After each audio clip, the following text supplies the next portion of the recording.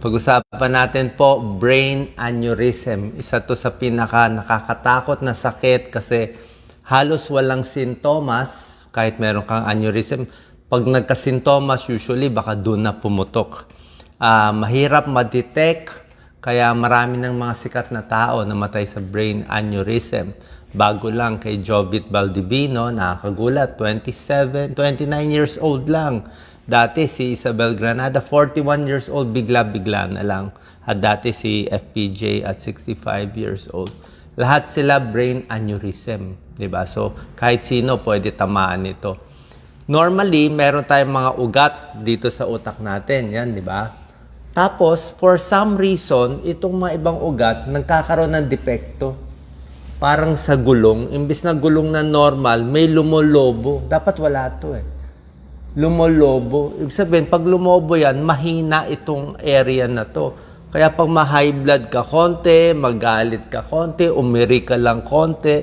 Like yung kay Jovit, ang kwento is kumanta lang eh. Kumanta lang siya ng pangatlong kanta. Pwedeng pumutok yan kasi manipis to eh. Kadalasan di mo mamamalayan. Malalaman mo lang yung aneurysm pag pumutok na. Pag nag-rupture na, pumutok na, sobrang sakit. Ang tawag nila dyan, worst headache of my life. Pag sinabi, anong klaseng sakit ng ulo? Ito yung pinakamasakit sa buong buhay ko. Pag narinig nyo yung worst headache of my life, aneurysm yun. Minsan, pag nag-leak na yan, pag dumugo, pupunta na yan dito sa meninges, pati dito sa likod, pati may masakit na dito sa batok, nagsusuka, yan, tapos nawawala ng malay. Pero ito, serious na to, nag-rupture. Hindi pareho ang aneurysm doon sa ordinary stroke.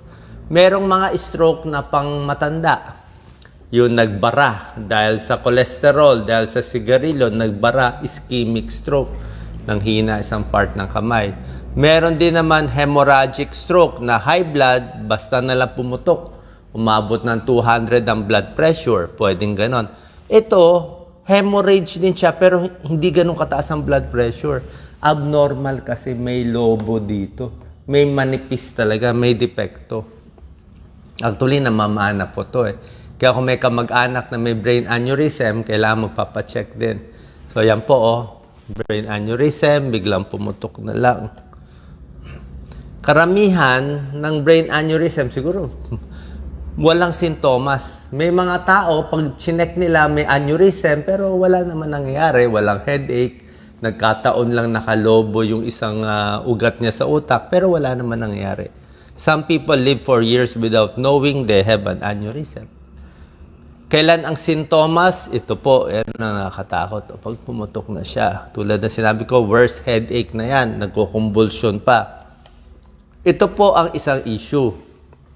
Minsan, hindi pa siya pumuputok. Naglilik pa lang siya. Ibig sabihin, may konting punit, may patilamsik, may konting lumalabas na ng dugo. Konting punit pa lang lumalabas pa konti-konti. So, tawag dyan, leaking aneurysm. Pag leak pa lang, yun, may headache na yun.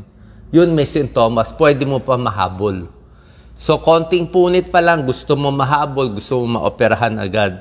Yan, mahahabol mo pa. Kasi kung talagang nag-burst na, sumabog na agad, hindi na mahahabol. So, pag leaking, headache pa rin, hindi ganun nga kasakit, hindi siya severe headache, pero yun, magagamot pa.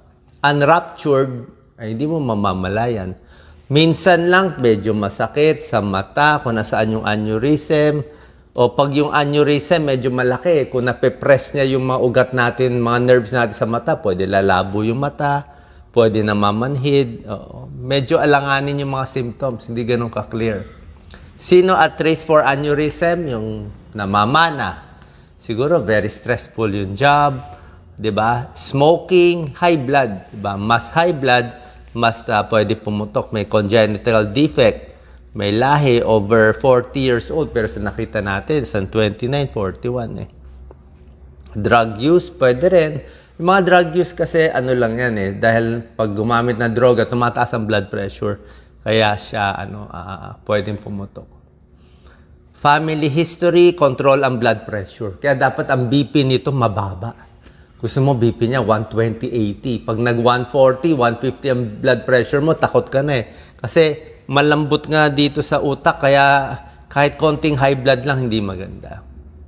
Paano malalaman? Papa-CT scan, minsan kita na CT scan, MRI, kita na. Merong cerebral angiogram.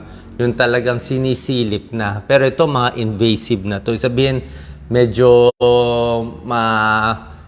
parang serious na to na lab test eh. Minsan naglalagay pa ng dye.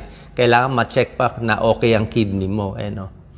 Kung maliit yung aneurysm, dito sa angiogram. Pero ginagamit lang yan kung talagang suspecha mo na may brain aneurysm. Yan, biglang putok. Kadalasan nandito nakatago yung aneurysm dito sa baba. Kailan pupunta sa doktor? Basta headache nyo na parang kakaiba. O, iba yung headache natin na tension headache. Yung headache na malala, parang nagkumbulsyon, nawalan ng malay, o yung mga ganun, mas serious. Pero hindi mo talaga masabi. Ano, aneurysm data, ang facts natin, pag hindi pa pumuputok, karamihan walang sintomas. 3% ng tao may brain aneurysm. Pero sa 3%,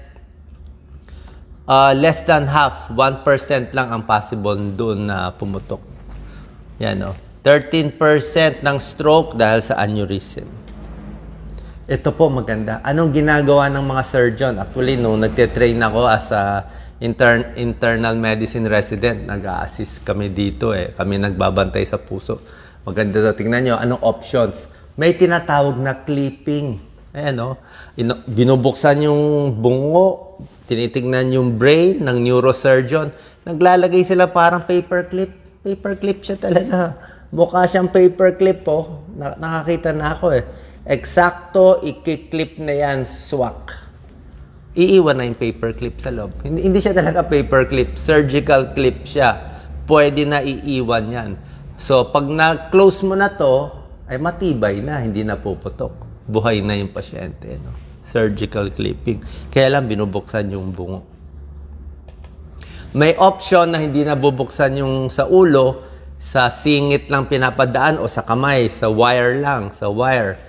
So, pag ito yung aneurysm, maglalagay ng wire, napakagaling ng mga doctors ngayon, no? Tapos binubuhol lang, endovascular coiling, parang naglalagay ng spring hanggang sinasara niya. Iniwan na yung spring sa loob, oh. Kinalsuhan. Ilagyan ng kalso. Pwedeng ganito rin.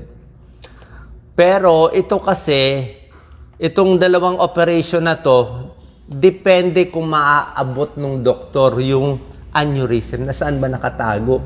Ay kung nasa sulok-sulok, hindi na maabot, nasa gitna ng utak, paano mo na papasukin yung utak? So, dapat medyo nasa labas, gaano kalaki, tsaka gaano kalakas yung pasyente. Kaya pa ba niya magpa-operate? Tapos, kung may high blood control yung blood pressure, usually mga beta blockers, metoprolol, binibigay para kumalma. Pag naninigarilyo, tigil na ang sigarilyo. Okay, sana po nakatulong tong video. Ingat tayo sa aneurysm. Share po natin to sa ating kababayan. God bless.